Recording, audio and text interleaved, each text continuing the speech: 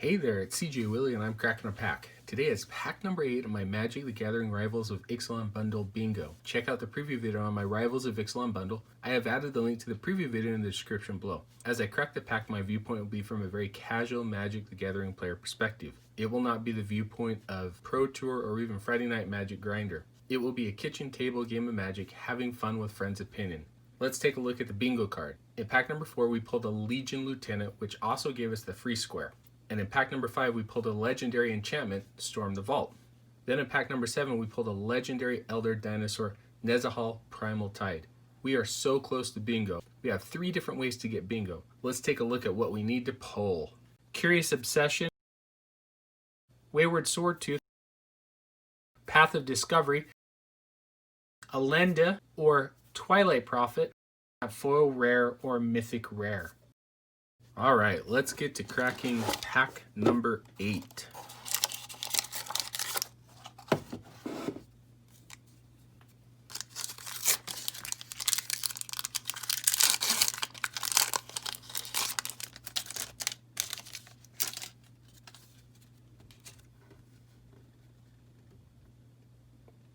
Moment of Triumph, single white mana, instant. Target creature gets +2/+2 until end of turn, you gain 2 life. In Limited, this is a great combat trick. It allowed you to win combat in the white-black Vampires deck. Life gain was a key factor.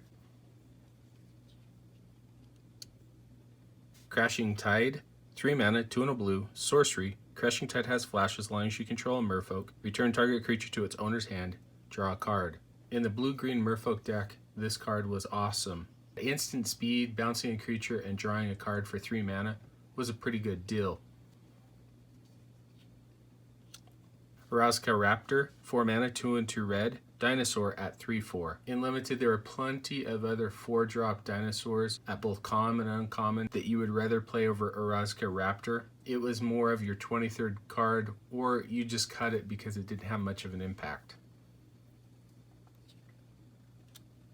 Voracious Vampire, 3 mana, 2 and a black, Vampire Knight at 2/2. Has Menace. When Voracious Vampire enters the battlefield, target vampire you control gains +1/+1 and gains Menace until end of turn.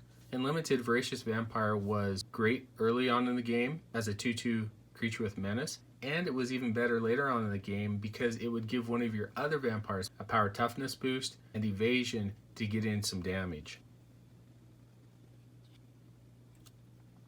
Jadecraft Artisan, 4 mana, 3 and a green, Merfolk Shaman at 3/3.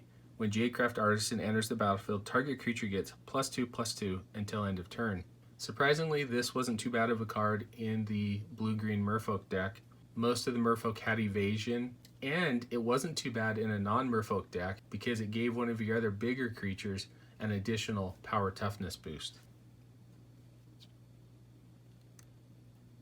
It seems that Moment of Craving and Moment of Triumph hang out in the same pack quite frequently. Moment of Craving, 1 and a black, instant. Target creature gets -2/-2 until end of turn. You gain 2 life. Moment of Craving is useful in taking out smaller creatures and winning combat math. Impale, 4 mana, 2 generic, 2 black, sorcery, destroy target creature. In Limited, this is the slightly cheaper version of Destroy Spell in black. Typically, you get this effect at 5 mana. Being at sorcery speed hurts a little bit, but if you play it right, you'll be able to take care of a pesky creature on your opponent's board. Bombard, 3 mana, 2 and a red, instant. Bombard deals 4 damage to target creature. It's not as versatile as some of the other red commons where you get to choose between dealing damage to your opponent and dealing damage to a creature. However, for 3 mana, being able to take out almost any creature on your opponent's side is a good rate. Snubhorde Sentry, single white mana, dinosaur at 0/3. It has Ascend. Snubhorde Sentry gets +3/+0 as long as you have the City's Blessing. Surprisingly, this is a pretty good card in Limited. Early on, it holds down the ground game. Later on, it comes in as a 3/3 attacker. Ascend was a mechanic that happened a little bit quicker in white because you had tokens and you could go wide with your strategy relatively quick. Kitesail Corsair, 2 mana, 1 and a blue, human pirate at 2/1. Kitesail Corsair has flying as long as it's attacking. This card was meant to be an attacker and it was meant to be in a white-blue Flyers deck. The goal is to play it on turn 2 and attack for 2 in the air.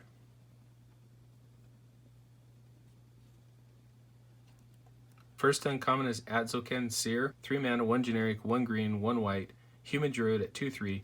You can tap it to add 1 mana of any color to your mana pool. You can sacrifice it, return target dinosaur card from your graveyard to your hand. In Limited, this is a great mana fixer, especially if you're going to play Naya dinosaurs. It's a little slow to come down on turn 3, but once it's down, it'll provide you that mana fixing to play some of your bigger, beefier dinos. And later on in the game, if you need to grab your bomb dinosaur from the graveyard and replay it, Ixalan Seer functions in that role as well.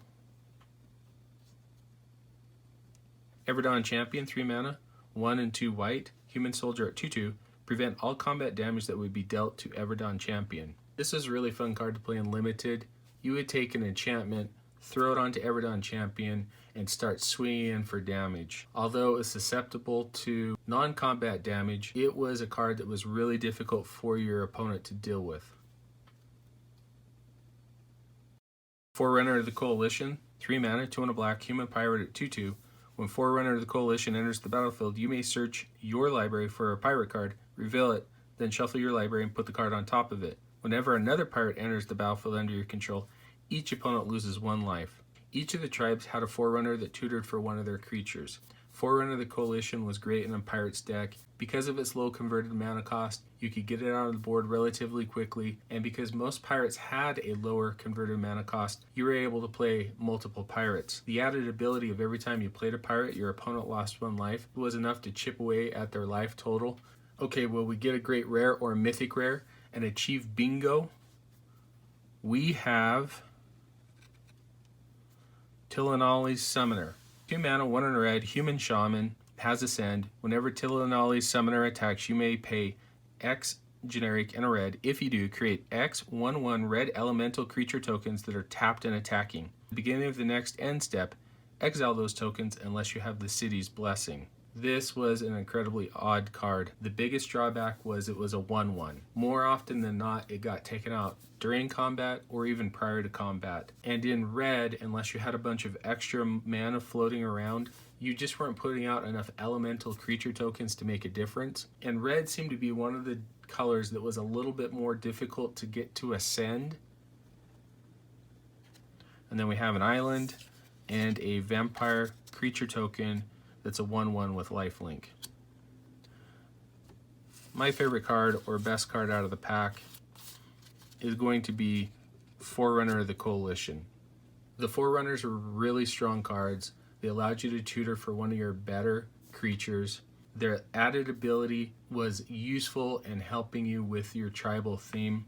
Hope you enjoyed the video. If you did like it, please subscribe and share. Take some time to tell me in the comment section what was your favorite card or the best card out of the pack. Until next time, when I'm back to crack pack number 9 for my Magic the Gathering Rivals of Ixalan bundle in Bundle Bingo.